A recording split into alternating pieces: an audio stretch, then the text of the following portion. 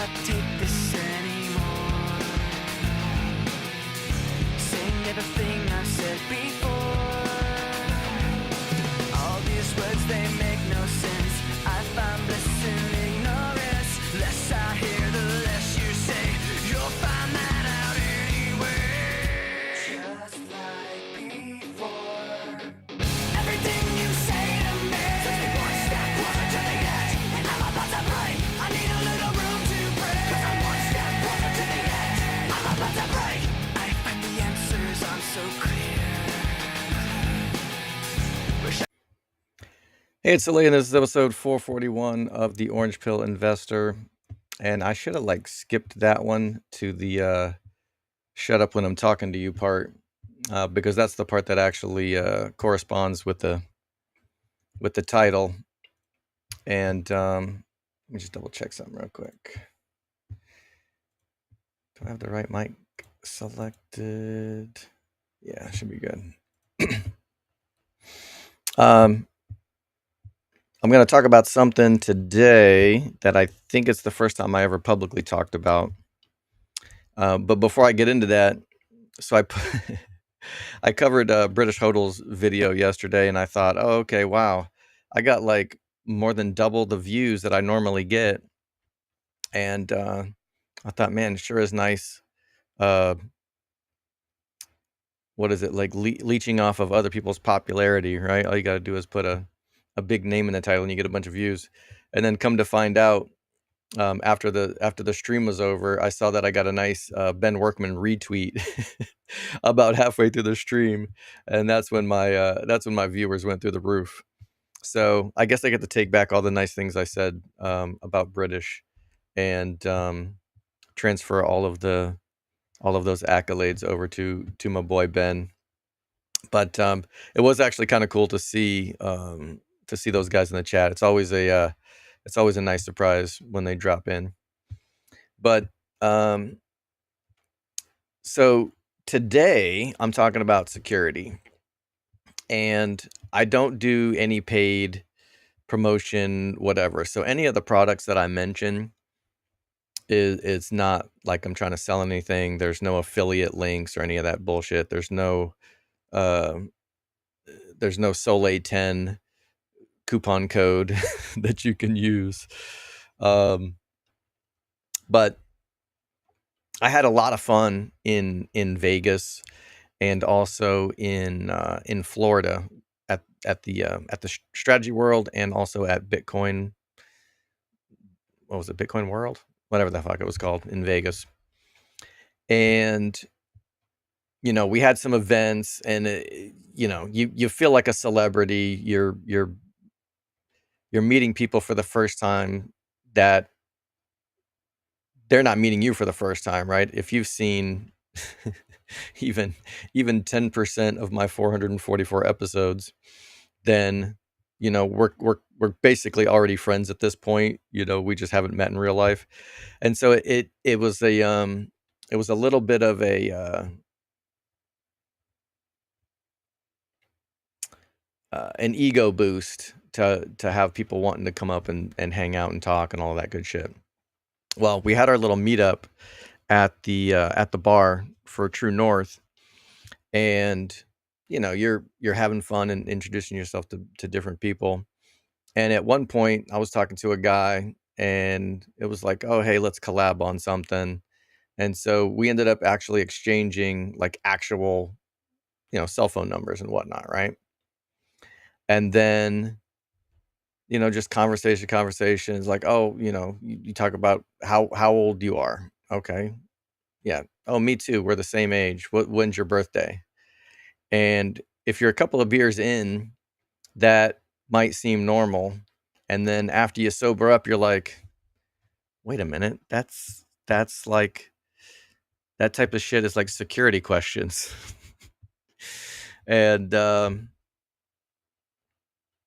so I think I was probably the target of some social engineering. Luckily, either they're biding their time to get me at the right moment, or they haven't been able to use that information because of various security measures that I have taken, and that I'm sure many of us have already taken. But if you're not, if you haven't taken some of these measures, and I know we talk about going to these meetups here and there, but you have to. I guess it's don't trust, verify kind type of shit, right? We have to collaborate with other people if we want to make shit happen, but at the same time, you got to make sure that you're staying safe out there, kids. Um, and so, if one of the risks that I think that this may have been related to was potentially for a SIM swap attack, and I don't really understand exactly how it works, but apparently, if someone has an inside somewhere, maybe at the phone company or whatever, or if they can just get access to your account, they basically swap your phone number over to their cell phone, and now their phone is in control of everything that your phone would normally be in control of. And your phone is actually basically bricked at that point. It just doesn't do anything.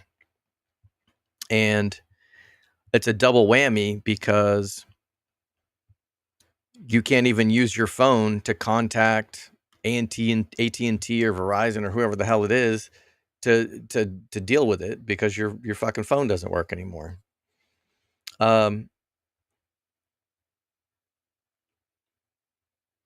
so I saw a promo. She actually did an interview, Natalie Brunell. You could probably find it on YouTube.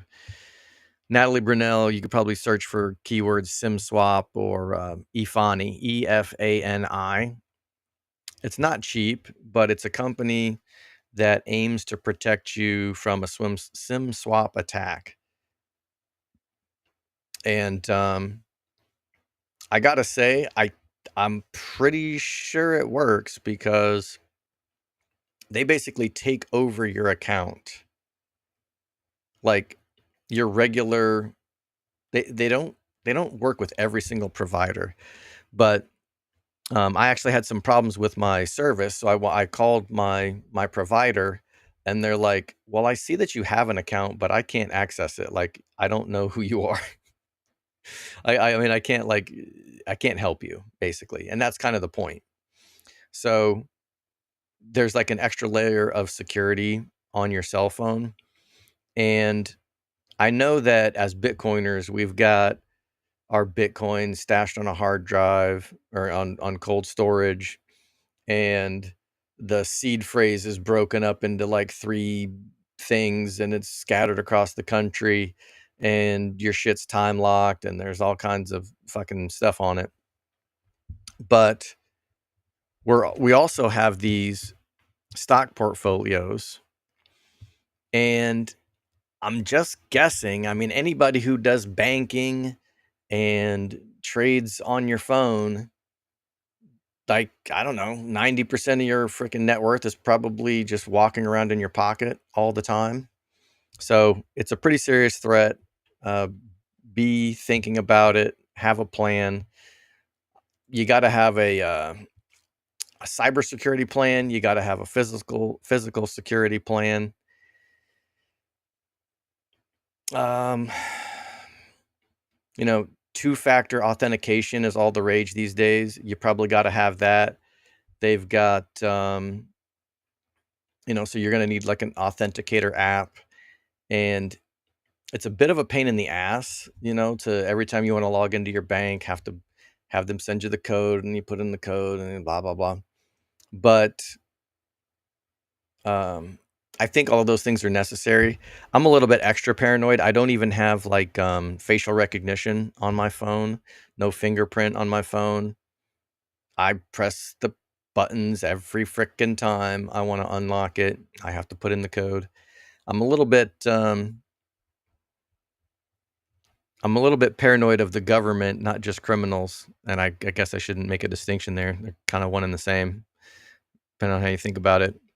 But yeah, I'm not going to be compelled against my will to to open up my phone for anybody, criminal or or illegal criminals.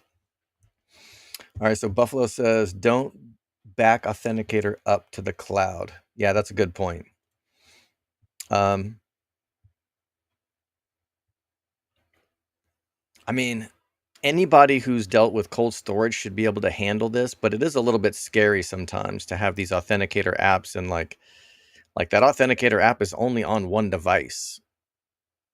And so if you lose that device, I'm assuming you can go through the company and provide some extra security measures to get two-factor authentication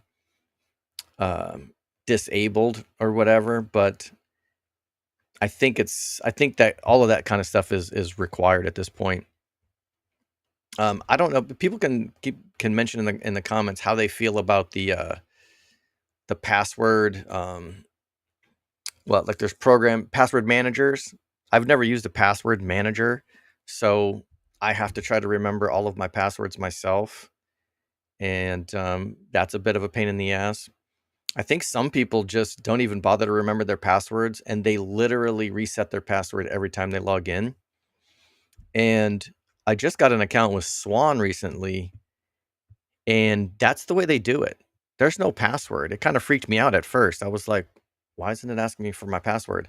And they actually have come to the conclusion that the passwords are a threat in and of themselves. So why bother? Just like the two-factor authentication is actually safer.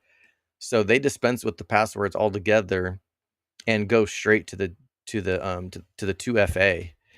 So I thought that was kind of cool and smart. Let's see, what else? Yeah, I'm on the fence about even memorizing my seed phrase. So if anybody wants to kidnap me and torture my seed phrase out of me, it's not going to work because I never memorized it. I started to, and I could never, like, if I kept up with it, I could have memorized it. Like, I'm not a complete idiot, and you could probably just handwrite the damn thing out 100 times, and you'd be like, okay, I got it. But there's little memory techniques that you can use. But then I thought, wait a minute, if I do have it memorized, now I am a risk. Like, somebody could, torture my seed phrase out of me, but you can't torture it out of me if I don't fucking know it. So I kind of talked myself out of memorizing it. But that's kind of a bummer, because part of the allure of Bitcoin is having sovereign money that you can just, if the shit hits the fan and there's civil war in the United States or something, I can just get on a plane to South America, boom, got my seed phrase. I can just whip up a cold wallet, hot wallet, whatever, plug the seed phrase in, then boom, I got access to my money. So I'm denying myself that. So like, just everything is a trade-off. So it's kind of a pain in the ass. If anybody's got better ideas than that, please share them as well. But yeah, and so like my seed phrase is located in various parts of the world, like literally hundreds, maybe thousands of miles apart. So if somebody wanted to kidnap me, we'd have to go on like a 40-hour road trip to collect all of my entire seed phrase. And I sold half my Bitcoin to buy strategy anyway, so you're probably better off kidnapping somebody else at this point. Let's see, we got virtuals, we got cyber, we got physical fitness. There's a quote by Mark Ripito, who wrote the book Starting Strength, and it goes, physical strength is the most important thing in life. And I think it's pretty hard to disagree with. The only counter to that, I think, is if you're one of these monks that has meditated so much that they can just go inside of their own mind, and like the ones that would like light themselves in protest back in the whatever that was, 70s and 80s. If you can light yourself on fire and just keep meditating because you literally just don't feel pain, okay, I'll admit that physical strength is not the most important thing for that one person, but that's not 99.9999% of the population. The rest of us actually still feel pain, and actually moving the world with our physical bodies is basically the most important aspect of our lives. You know, if you're Stephen Hawking, you can still make an impact on the world with your brain. Okay, cool, but that's not most of us. And I'd be willing to bet that if you offered Stephen Hawking a transplant into a fully, functioning human body, but he'd lose like 20 IQ points, I'm betting he'd take that deal. I bet you it wouldn't even be a hesitation. But that's just me. I'm projecting my myself onto others. So could be inaccurate. Who knows? Buffalo says you can recover access if you lose the device. Takes some more verification. Yeah, that makes sense. So yeah, not getting paid to say this, but I was pretty impressed with the extra layer of security that Afani afforded me. My phone provider literally could not handle my request. I had to call Afani directly, and they have elevated, security protocols. So hopefully, if I was the target of a SIM swap, it didn't happen. To a certain extent, I think if you're like the target of the CIA or the frickin' Mossad or whatever, I mean, they've got shit that can pretty much hack into anybody's anything, I think, at this point. So they don't want our Bitcoin though. They're probably after a bunch of other things. So if my FBI handler is listening to this, it's fine. I got you, bro.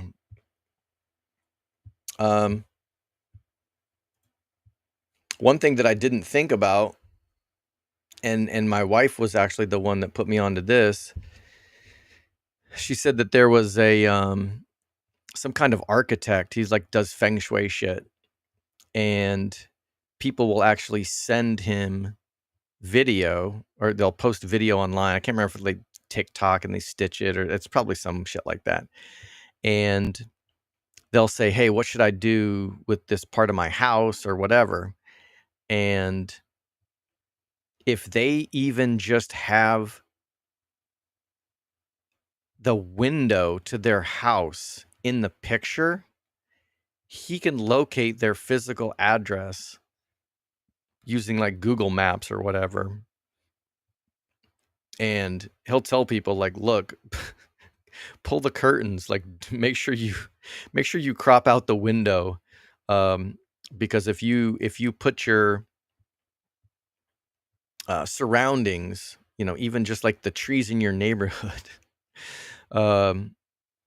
people can actually locate your physical address. So just little things like that. Like I did a couple of videos where I was like walking the dogs and I went live on my phone, and it didn't occur to me that that was kind of dumb because people could probably use that to triangulate my location or whatever. So it's gonna be an interesting place too, because when or not when hyperinflation hits, as hyperinflation continues to hyperinflate, people who are in fiat are going to get destitute, and destitute people get fucking desperate. And not only as just a means of survival, they're going to want to take from people who have things. They're also going to be a little bit pissed off that they were stolen from other people, but they're going to blame the people who actually got in early. And you're going to have to be ready for that shit too. So you got to be physically strong. You might want to take some open hand self-defense type shit.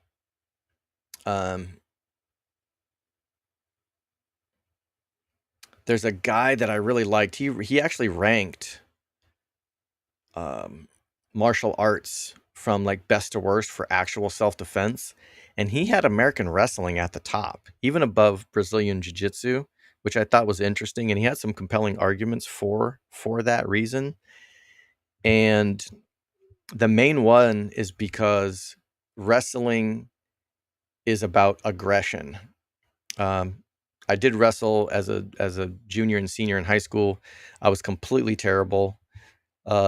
All of these other assholes had been wrestling since they were 5 years old, and I was straight ass.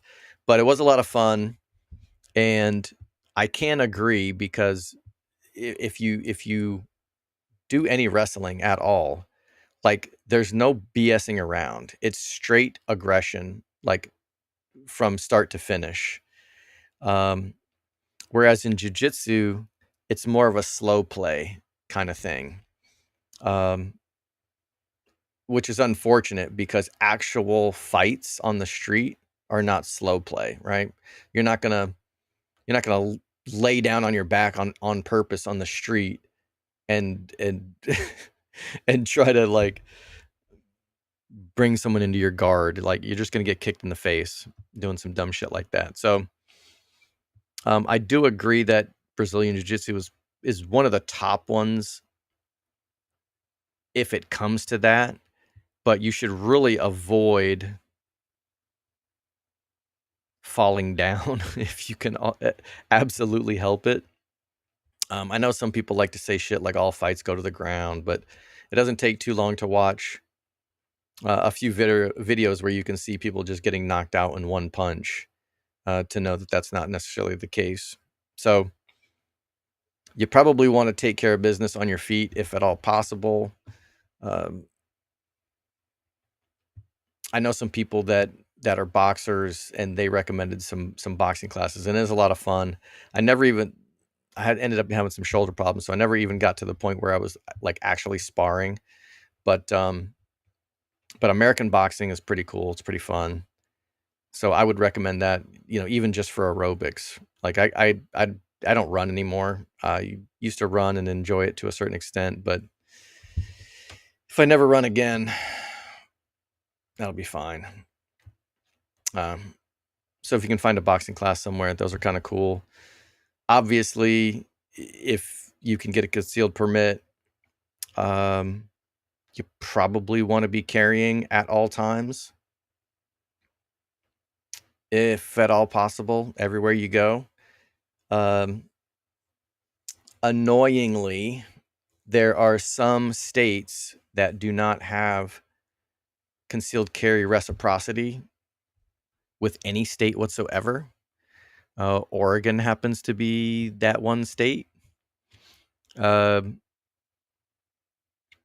could be a couple of others, but unfortunately, visiting some commie state like Oregon, and Portland in particular, is even more strict, to the degree that the only way it's legal for an out-of-state person to carry in Oregon is to open carry, meaning it's not concealed, like it's on your hip, but it has to be unloaded. So you can carry the gun in a holster on the outside of your pants or shorts or jeans or whatever, but the frickin' magazine has to be in your pocket. So there's an extra 2 seconds right there to draw, fish the mag out, put the mag in, and then rack the frickin' slide, and hopefully you're not dead by then. So anyway, raspberries to the communist state of Oregon, GFY. They are at the front of my mind because hopefully I will be seeing y'all there at Bitcoin is for Everyone on August 1st. I still don't have a plane ticket. I still don't have a place to stay, but I'm going to be there. It's a 40-hour road trip, so hopefully I won't have to do that.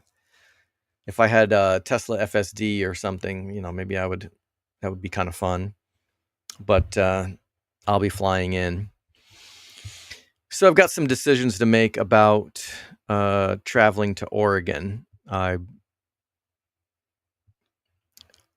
was actually caught by surprise the other day, not other day, but the last time I flew, I was researching, you know, how to transport your weapons when you're traveling, and pepper spray is completely banned as far as I can tell. So you can get like your double padlock and you can get your hard case and you can actually, travel with your firearm, but not a fucking $10 pepper spray. I thought that was kind of dumb. So maybe that'll be my first stop when I arrive at the airport in Portland. Take an Uber to Target or something and grab some pepper spray. But that's kind of annoying that that we're basically required to travel insecure in our persons, even within the United States. But them's the breaks. So when you're traveling to these places, go have fun. Drink a beer with other Bitcoiners, but you still have to keep your wits about you. The social engineering is real.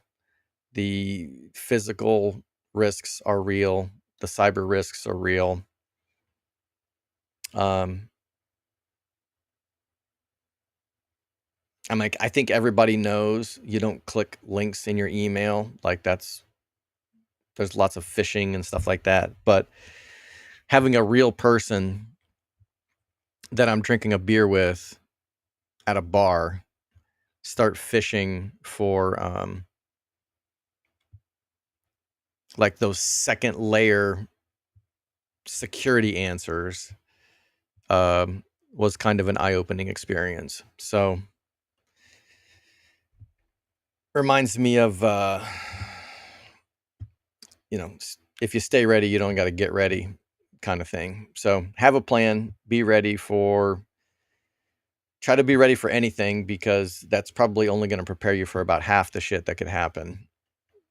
But at least you're halfway there. Anything else that I wanted to talk about? The other coolest thing that I think I've signed up for recently, there's two. They're both law related. So it's not really cybersecurity related, but I'll mention them anyway. The first one is attorneys on retainer. So anybody who carries a weapon with them may have purchased whatever it is, like self-defense insurance or something. But you have to read the fine print. There have actually been people who have defended themselves in like a self-defense event. And because they were charged with a crime, the insurance company was able to deny them because they said it wasn't a valid self-defense because they were charged, which is like a self-defeating thing. What is it, USCCA or something? I think they were the ones that were involved in a bit of a controversy. So they actually refused to defend this woman who was innocent, or basically defended herself. And she owned the insurance policy, and they just didn't defend her. So there's another company called Attorneys on Retainer, and it's not an insurance plan. You're literally putting them on retainer, and they will defend you. They don't really have that insurance scam bullshit mechanism to go in and figure out a way to deny your claim. There probably are a couple of provisions that if you literally went out there and premeditatedly assaulted somebody, maybe they wouldn't represent you or whatever. But it's a much better product in my opinion, as far as I can tell. The other one is called Attorney Shield. I get sucked into these YouTube videos where people are getting pulled over and they're refusing to provide ID and all this shit, and they're getting themselves yanked out of the cars and fucking beat and pepper sprayed and arrested, and then then the charges are dropped a couple of weeks later. But it doesn't stop you from getting arrested, losing your job, paying a bunch of attorney's fees and whatnot. But Attorney Shield is like this instant button. You just press it, and like an actual attorney comes on your phone, and you can literally just be like, here, talk to my lawyer, and all of those bullshit side of the road stuff where they try to trick you into saying the wrong thing, and they bring the drug dogs out to get a fake hit on your car and arresting people for DUIs, arresting sober people for DUIs and shit like that. You don't have to be one of these First Amendment auditor people. You just, want to not get fucked over. So I got the family plan for that.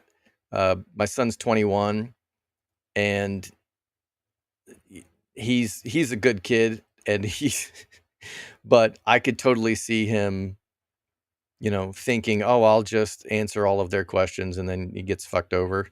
And he doesn't have the same, I don't want to say he's not street smart or whatever, but probably ain't, right? He didn't have the same upbringing I did. So, and even I found it difficult one time when I got pulled over, and I was like trying to not like answer all the bullshit questions. And it's kind of hard when you're actually got the red and blue lights behind you, and they're fishing for whatever the hell they're fishing for. So anyway, got the family plan. He can just press a button and get like instant attorney, and they'll advise him, don't answer any dumbass questions. And well, all the questions are dumbass questions, so don't answer any questions. Follow lawful orders. But I love some of those videos too, when the police are completely caught off guard. They're like, what? There's a lawyer on your phone right now? Like, okay. All right, well, here's your ticket. Be on your way, right? You don't have to, you end up getting, not getting the, they can't pull the same shit on that they pull on normal people, where they try to build reasonable articulable suspicion from the questioning itself, right? They got nothing except you going 5 miles over the limit. But if you let them, they can manipulate that into getting the drug dogs out or any kind of thing. So protect yourself from the lawful and unlawful criminals of the world. Let's see what else. Buffalo said, yeah, don't back up your authenticator to the cloud.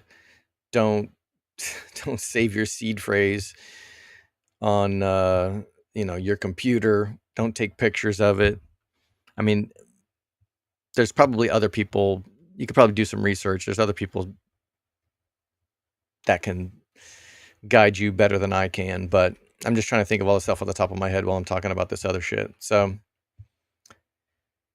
watch your back, and it's not going to do us any good to stack sats and get 10x's in our portfolio if we just end up making a donation to the freeloaders and criminals of the world. So I think that's all I got to say about that. And then I don't think there's going to be much trading to do today, but we'll see. Buffalo says Shitcoiner Lop has a pretty extensive security guard. Okay, cool. Yeah, it's funny because I'm not like an OG. I guess I might be like a middle G. And so some of these names I didn't even know were famous. And so he kind of started getting into controversy because people are like, I think he started shitcoining, like you were alluding to, Buffalo. But at the same time, I think he's done a lot of good in the space. So it's weird. Depending on the subject, someone could be either highly respected or, could be a shitcoiner. So take the good from wherever you can find it, and leave the rest.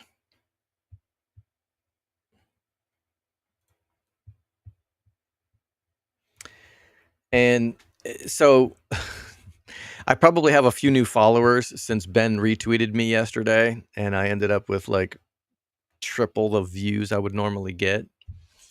And sometimes I'll get DMs like, "Hey, you've got 400 videos. Like, where do I start?" You know what I mean? Should I just start at the beginning? And no, you should probably not do that. As much as I would like to shill my channel and be like, "Hey, yeah, watch every fucking video. Start at the beginning." The hell is it? Oh, I guess I don't have X up anywhere.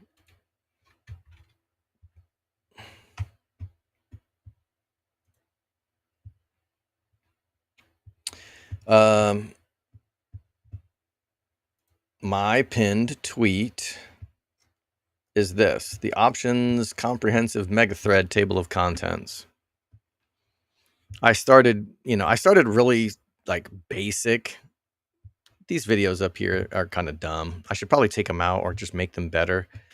But I was trying to make it all inclusive, and so like just how to do a cash secured put. Those are kind of weak videos. You can skip past those. But the wheel is the basic option strategy that I started, and it's kind of like never failed me. It is a limited upside play, so you're not hitting home runs with this. You're just hitting singles and doubles, and racking up runs that way, right? Options Greek, some a little bit about spreads, comparison between margin and leaps, a Poorman's covered call video, how I look at buying calls from an option seller's perspective, and then how to manage trades. Like, this is basically what I cover every single day when I look at this. Is I'm making a decision. Do I manage this trade now? And when I say manage, that means the only thing that you can really do is you can either open a new contract from scratch, you can close a contract that you opened, or you could close it and then it's called a roll. You can roll it out to a new expiration date. And you can choose a new strike and a new expiration date for either a credit or a debit. And so I would say that I spend 99% of my 400 videos just doing option management. But you got to have a position open to be able to manage it. So that's where some of these other videos will come into play.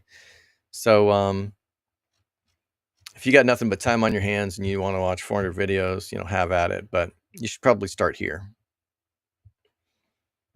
Did I put what I need to put as well? Did I not put it in here?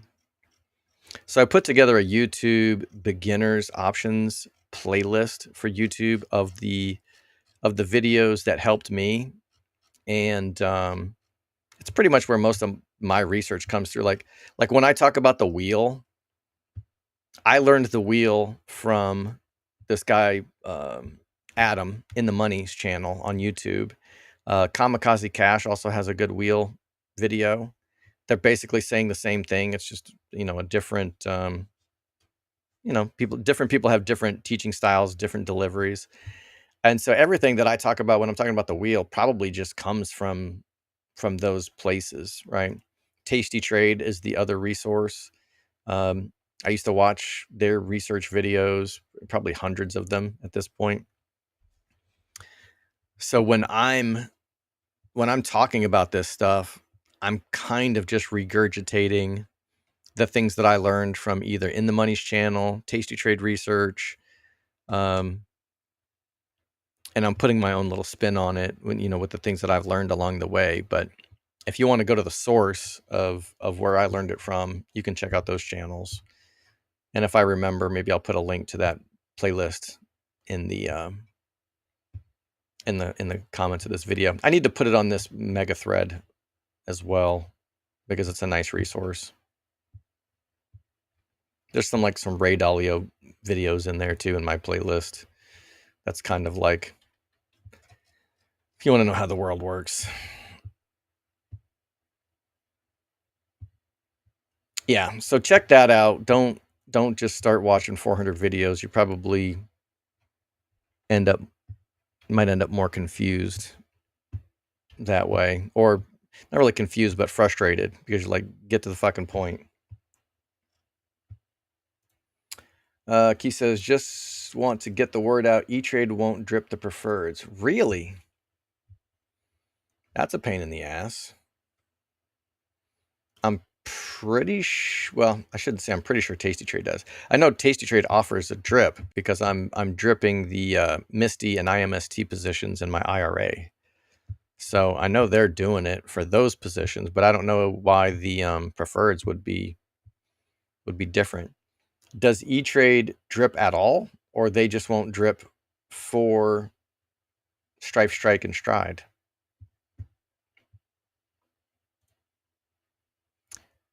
All right, so let's maximize that, get rid of my head. Yeah, these positions are basically in the same place they were yesterday, right? I'm completely upside down on these, so there's nothing really for me to do but just wait for this, what, $1,600 worth of, I'm sorry, $2,000 worth of, no, I'm sorry, $2,000 worth of intrinsic value. So there's $1,600 worth of extrinsic value left for me to collect. There was $1,400 of extrinsic value when I opened it at 50 something days to expiration. So yeah, there's nothing really for me to do here. I'm not going to panic roll.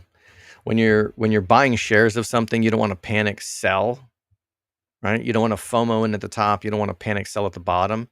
And I think that same principle is true with options. When you sell an option, you don't want to panic roll just because the price of the stock goes up. If you learn some new material information, right? If you're investing in a pharmaceutical stock and they get FDA approval and you're like, holy shit, now the price is just going to keep going up and up and up and up and up and up. Okay, maybe it makes sense to exit that trade early, right? Because you'll pay more for it later. If you have some kind of, premonition or whatever that Bitcoin is going to go to 150, right, in the next month, and if Bitcoin goes to 150, then that means strategy goes to 750 or 1,000 or whatever. If you just know in your heart of hearts that that's going to happen, okay, then close this damn position.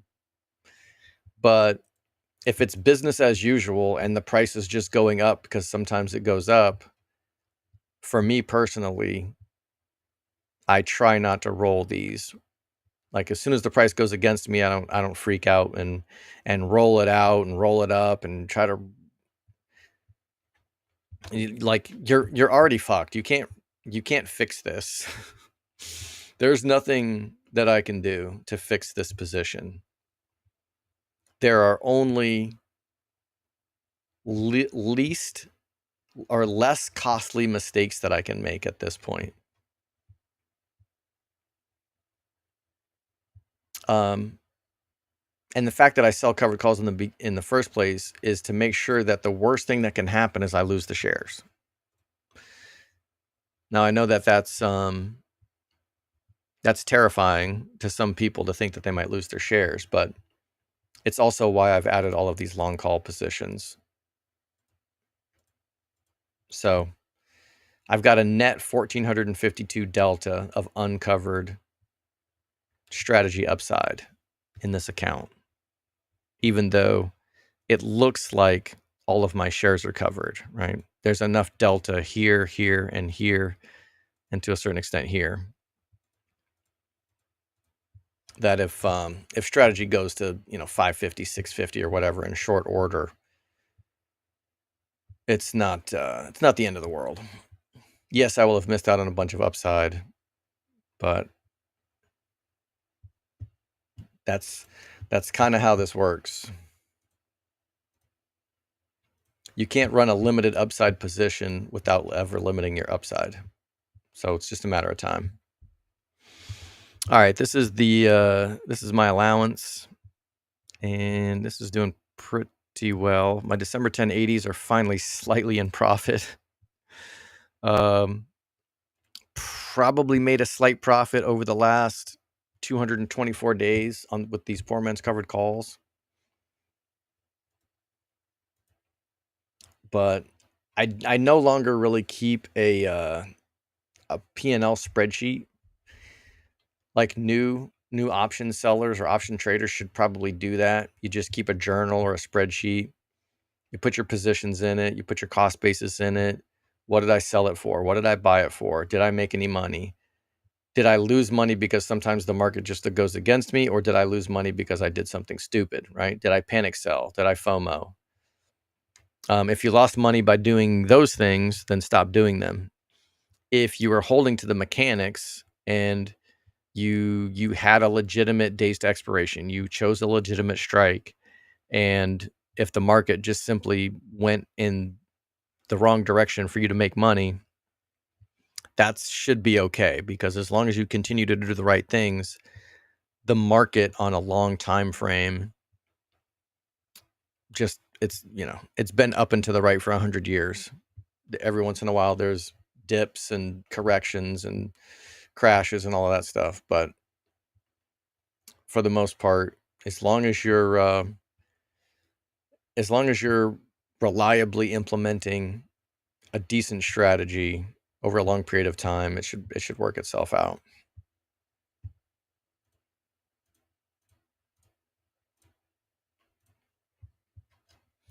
Here's the challenge account that I'm trading against the covered call ETFs, Misty and IMST. I'm still up about 16 grand against them. They whooped my ass for about 3 months while strategy was crashing. And since then, I have regained the lead. And so I'm hoping to stay there through the end of the year, because I can't wait to not own any of these positions anymore. And I don't mean the positions in this account. I mean Misty and IMST. Same deal. My covered calls are underwater, so I will just be chilling and doing nothing and waiting for these to decay to a smaller number, which will make it easier for me to roll for a credit. That's at current prices. If the prices go up to 475, yeah, it's gonna be still kind of brutal to find a place to roll to. But again, since I'm so bullish on Bitcoin and strategy, I've got these long call positions that should buffer that loss of upside.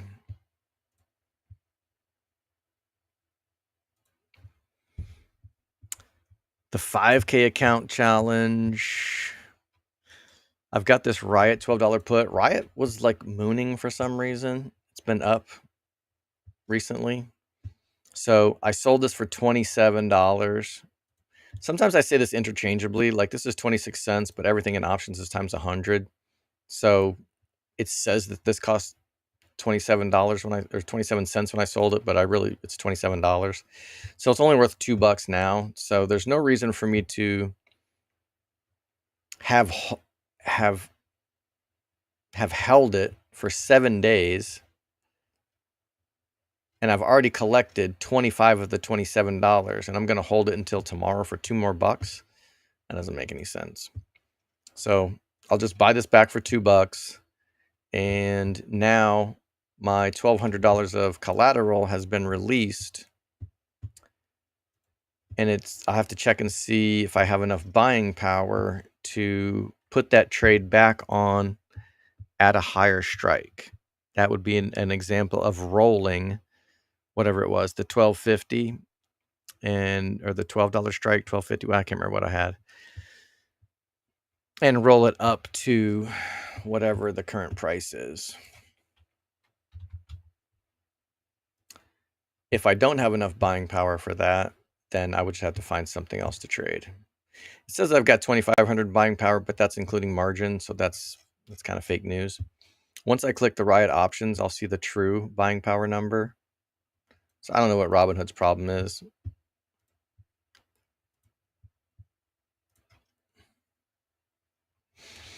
All right, so if I roll this up to the $13 strike, which I can't afford, I could collect basically like 1.5% return on my capital for one day, a single trading day, maybe a day and a half, if we count all day tomorrow and half a day today. So that's pretty good. But like I said, I don't have the money. I've only got $1,200 in buying power. So I'm going to look and see if I can find something else that I can afford. CLSK is 12, trading at 12, so that's perfect. I've got $12.50 in buying power, so I can sell another $12.50, which I already have one of them. I don't remember what I sold that other one for. Can find out though. So I can either sell it that way, which is kind of like the normal way, or I can open the position that I did one all the way out to 822, I think, because I only had $1,000 left. Oh no, I'm sorry, that's the one I'm copy trading with my brother-in-law. All right, so the other way to add a position or to close a position is just to open it up on Robinhood, and it defaults that you want to close it. But if I want to add a position, I can actually click it over to sell, and let's try to sell it. This would be collecting 13 or 14 bucks, basically one trading day. So that would be 1% return on my capital for a single trading day. So it's pretty decent. Prorated out, that would be 365% for the year, but that's not really possible.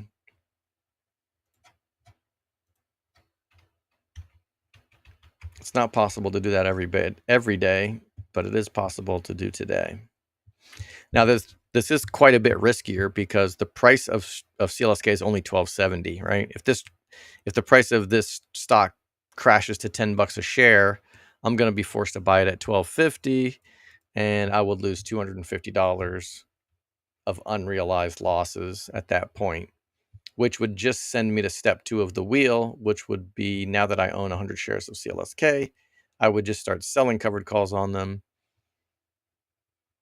Hopefully, I would be able to choose a strike that's at least above my cost basis. If not, you end up with the choice of either bag holding, which is doing nothing, sitting on those 100 shares that you bought and waiting for the price to come up. I generally don't bag hold. I generally, if I have to, I will put those shares at risk and sell a strike below my cost basis, just because I don't like not earning premium. Every once in a while, my shares will get called away below my cost basis, and I end up having not just an unrealized loss, but a realized loss. But if you think you're going to trade in the stock market and never have a losing trade for your entire life, I don't know what to say about that. You'll find out soon enough that no one has 100% success rate. So it's okay to take a few small losses every once in a while, as long as the aggregate of your wins outnumber the aggregate of your losses. It's all good. Nothing else needs to be rolled. Everything else has, still a decent amount of value left in relation to the expirations. Oh, this is important. I've been talking about August 7th. So I don't know where Tasty Trade got this information, but the guys on True North last night got the official day for earnings, and supposedly on Strategy's website it said July 31st. So at some point I expect that Tasty Trade will update this to the correct earnings. But I've been talking about August 7th for weeks because I thought this was accurate. And so I will need to deal with these covered call positions on July 31st, not August 7th. And I even chose this August 15th date so that it would not have much time left before earnings. So earnings is actually going to be an extra week earlier than I thought. So that's kind of annoying. These won't get the decay as much as I had hoped they would.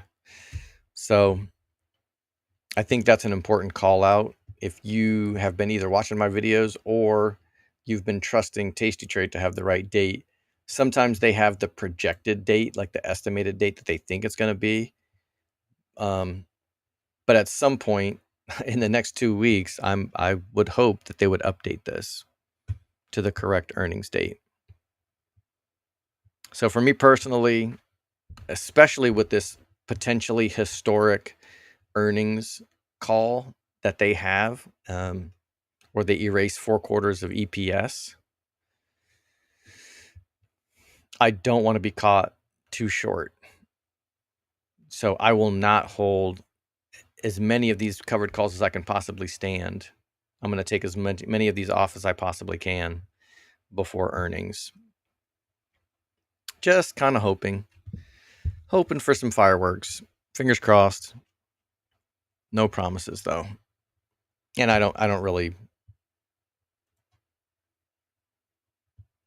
never really make predictions about the future.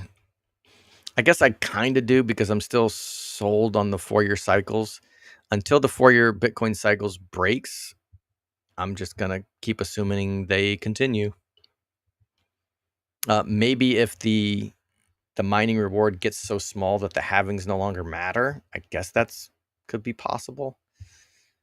Maybe that's when the 4-year cycles will disappear. But until that happens, I'm basically making a bullish bet on Bitcoin and strategy at least through the rest of this year. And I'll be trimming all of my leveraged positions off probably by the end of 2025, certainly by the beginning of 2026. I would be more than happy to have a nice extended rally into 2026 or just have a super cycle with no bear market. That would be fucking cool too. But I will not be taking leverage and assuming that that's going to happen. Let's put it that way.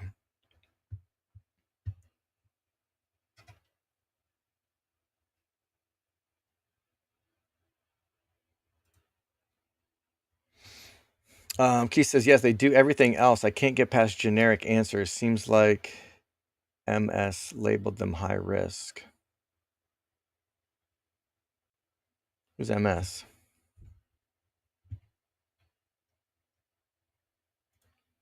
LJ says, why did you stop wheeling? Seems like it treated you well. So I'm still running the wheel with these mining stocks just kind of to demonstrate the technique. But step 1 and step 2 of the wheel are completely identical. There could be a little bit of call put skew in the prices of the options. But let's just say that I wanted to sell a put, right? If I was going to run the wheel in strategy and sell the 449, excuse me, the 4750, I can collect $400 for tomorrow. Or if I bought 100 shares, if I was on step 2 of the wheel and I'm selling the 450 strike, it's pretty close to the same price. If we go out to 43 days to expiration, this will probably be a little bit more accurate. And I sell the, let's just go to like the 80% chance of profit. So that's the 390. That would be 885. Oops. And if I go what's the current price? $4.49. So I went down $60. So if I go up $60, that's going to get me to the 510. Or what did I say? The 80%? Yeah, there definitely is some skew here. So this is going to make a little bit of a liar out of me. So it looks like they're paying us more to sell the call. Am I doing that right? Yeah, $60 below the current price gets me to $390, and $60 above the price gets me to $510. So it does look like I can make a little bit more money on step 2 of the wheel here. So that could be an aspect to look at.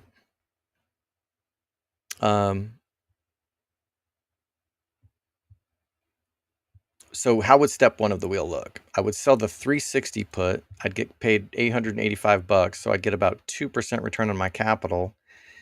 And then if the price of strategy went down to $390 by my expiration date, I would also get this $60 discount in the price. I wouldn't have to buy the shares at $450. I'd buy the shares at $390. Step 2 of the wheel is selling the covered call until your shares are called away. And in this case, I'd get paid about 3% return on my capital. And I would get, instead of getting a $60 discount, I would get $60 of call away value because I bought the shares at $450 and I'd be selling them for $510. So everything in options is opposites. Selling the put, I get paid a premium, but I have the potential to buy at a discount. When I sell the covered call, I get paid the premium and I have the potential to make a profit if the price goes up, and I get to capture that call away value. But for the most part, these are supposed to be very similar. And I guess it was a little bit more similar closer to expiration.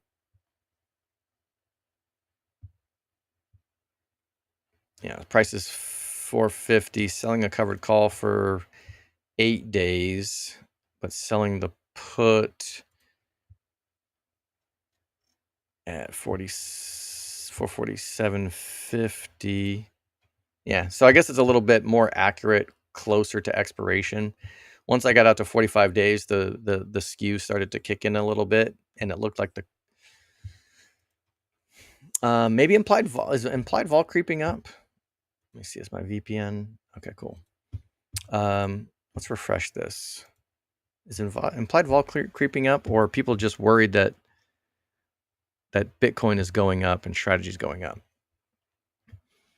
So it looks like the call buyers are either plowing money into long calls in August, or the call sellers are fearful of a move because out here at 45 days out into August, the calls are more expensive.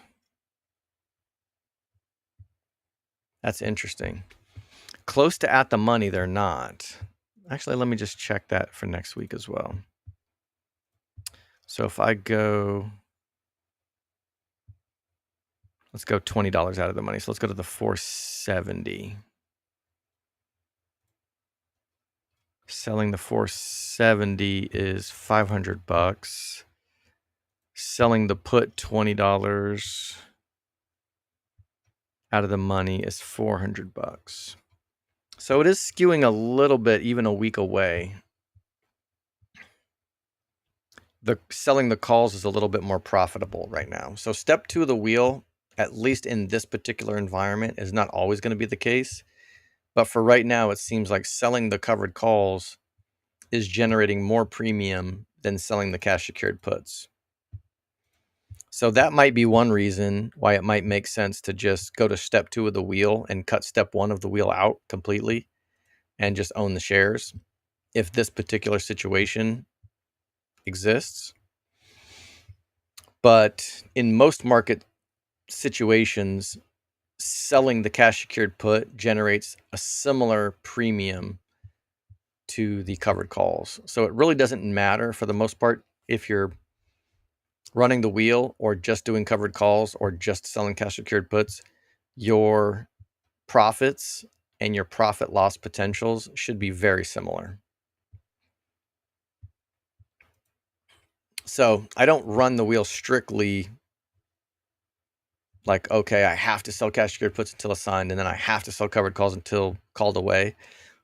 It's fine to just go straight to 100 shares and sell covered calls. The other potential benefit to that is if you can hold onto those 100 shares and avoid them getting called away for a year, once they finally do get called away, you should, and it's not financial advice, it's not tax advice, but that should qualify as long-term capital gains because you held those shares for a year. Whereas for a cash secured put, you're almost always going to be taxed at long-term because those are going to be like, no more than 45 days out.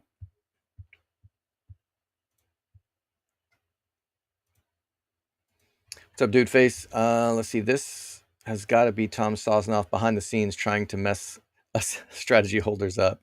He hasn't been very positive about strategy or the trade. He's a complete contrarian, and he's seen so many dumb investors and investments that, and I think this is probably true most of the time, when you talk to most people, whatever they want to do, you can probably just counter trade them and it'll be profitable. Just because most people are just so bad at it. And I think that's just his gut reaction is like, he just seems like the kind of guy who I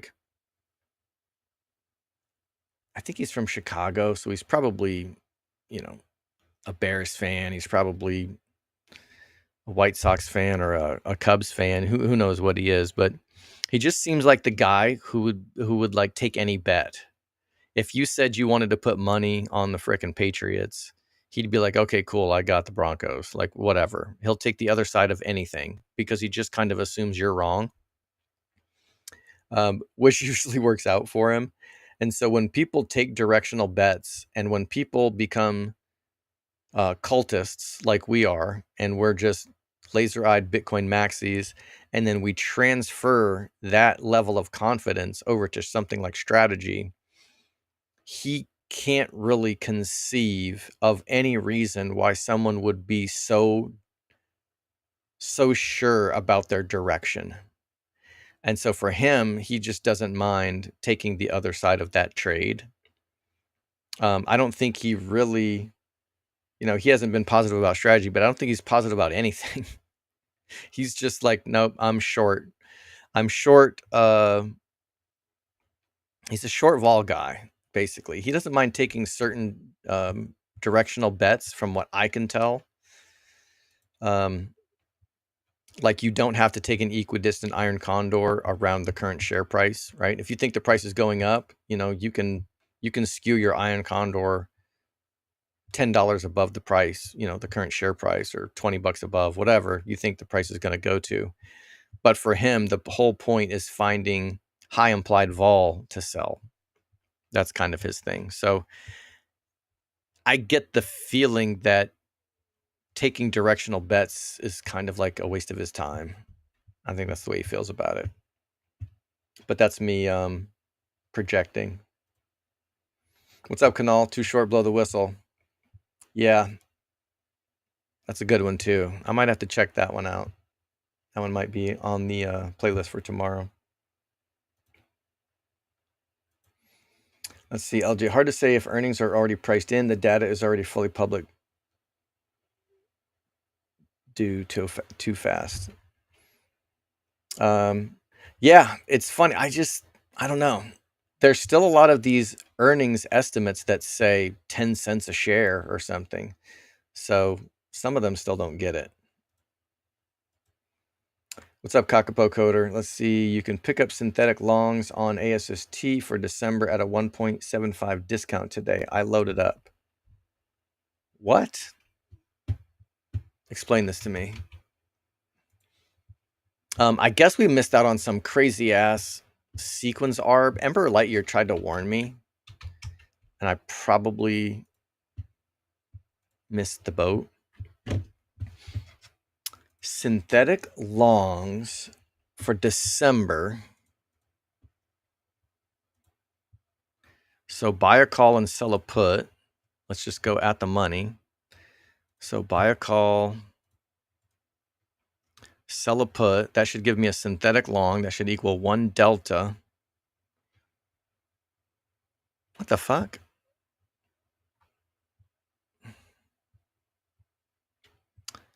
So that's... Okay, so buy a call and sell the put. You get paid 175. What the fuck? How can I get paid for a synthetic long? You're not shitting. Is this for real? All right, I don't even think I have any buying power in this account, but let's just see.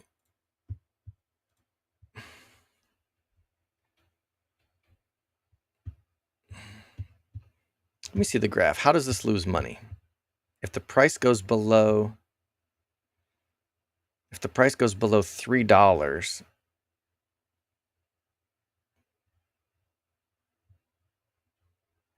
they give me a credit.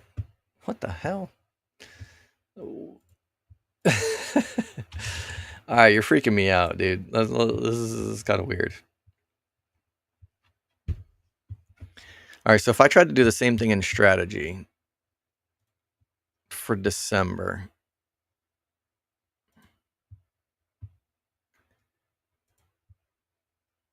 buying at the money,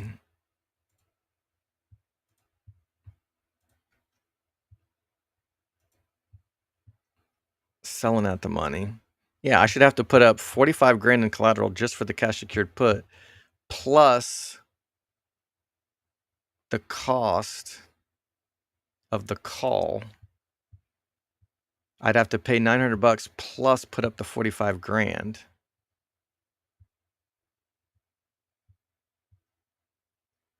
Right? So, yeah, that's weird. So I'm selling the put for $3, and that's actually more. What the hell is happening?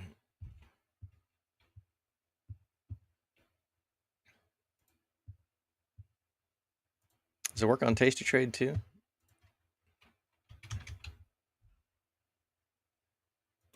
Let's move this over to the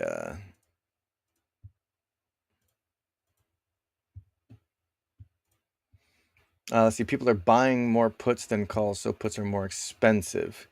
Yeah, that makes sense. So people are betting that the price is going to crash. So they're buying puts, pumping up the price of puts. So anyone selling the put can basically get a free call option. It's freaking weird as shit.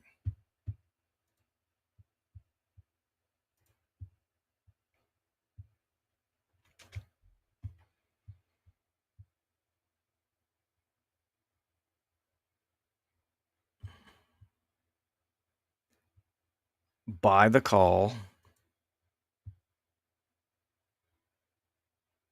sell the put. This is weird.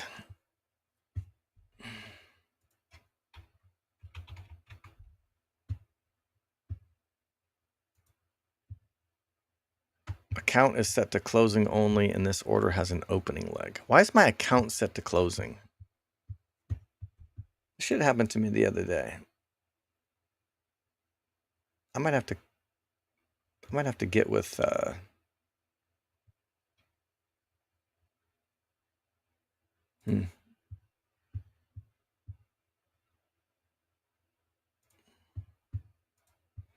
I could take off that what did I just put on? I put on one of these, right? I could get $1,200 worth of buying power if I close this damn thing that I just opened, for God's sake. Let's give it a shot. Yeah, I got to say that I'm intrigued. All right, so now I just freed up $1,250 worth of collateral buying power. And yeah, so the graph here, the only way that I would lose money is if ASST drops below $3 a share, which is possible. But because what was ASST before it pumped? $3?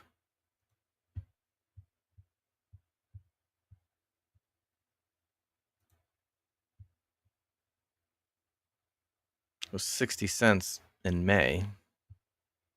But before this run up, it was $4, $3.74. Hmm.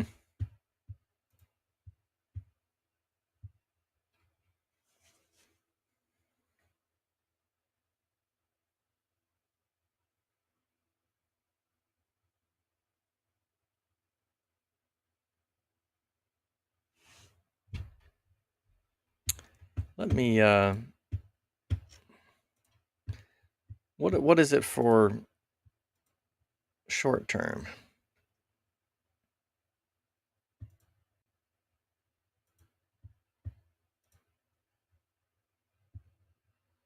Sell for $1. Buy the $5 call. It's still a credit. Huh.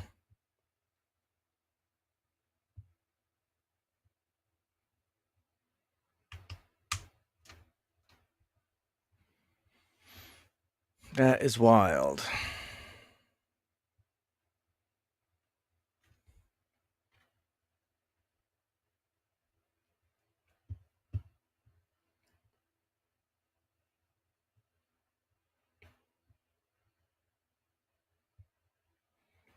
I could probably get 2 of these, right? Since I well, let's see. Do I want one that goes out to just August? Let's do the December one. I had the December one loaded up already, right? Let's try 2 of them.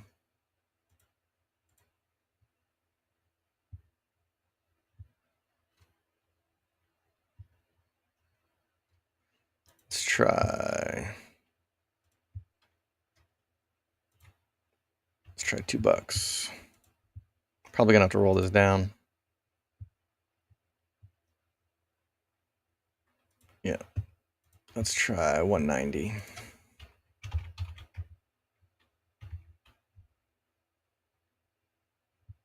Nope.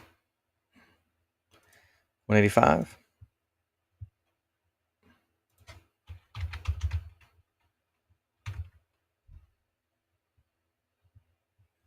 Nope. 180.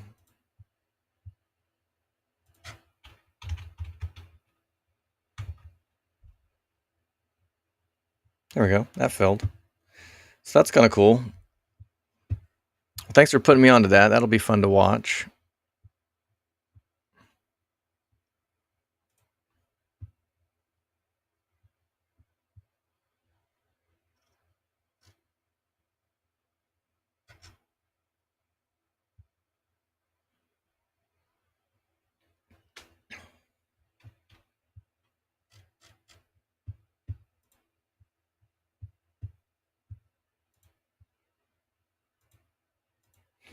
Yeah, I think. Oh, actually, you can't even trade this on Robinhood. Barely. No, you can't trade options here.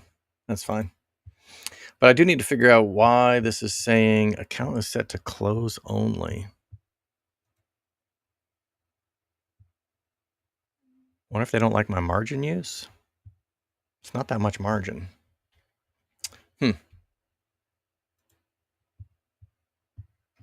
That's annoying.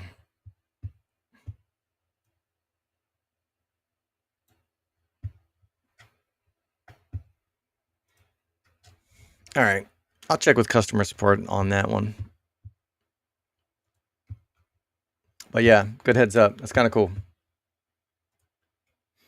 Basically, it's almost like buying the stock at 305 today. It's a market inefficiency. Yeah. That is weird. Yeah, we're buying a synthetic $5 stock at the $5 strike, and since it's worth 5, oh god, if it's still 5 in December, then we break even, and if it's more than 5, then we're in the money and we profit, and it could drop all the way to like basically $3 a share, and we'd still break even. This is weird. Cool, man. Yeah, I'll check with customer support. Maybe I'll get a lot of them in the main account. I really can't afford that much on the small account. You're talking about selling puts last episode inspired me. Well, looks like that might work out. Let's see. Guess the question you need to ask is what price corresponds to MNAB of 1? Yeah, I don't know. I haven't looked at any of their fundamentals.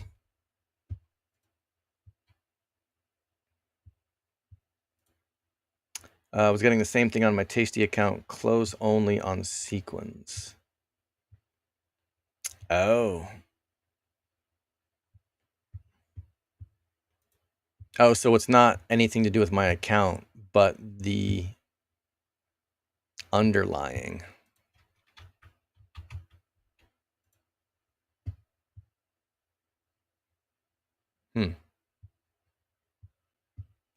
Are they the same way?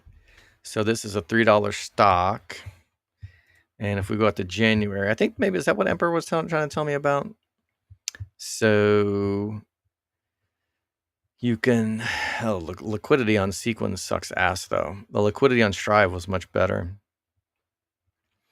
But anyway, if I wanted to sell a put and buy a call, that's basically break even. So I could get the synthetic for free.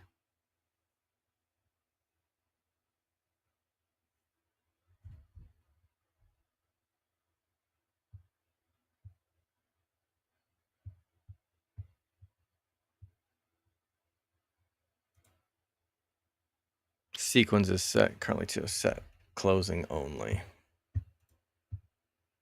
Was that the way that it, that wasn't the wording though for this one, was it?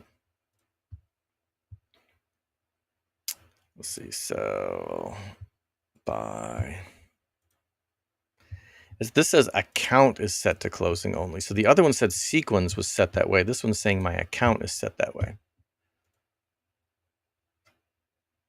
Let's try this one. Let me just try with something else that I know works. Just strategy, whatever. Let's do anything.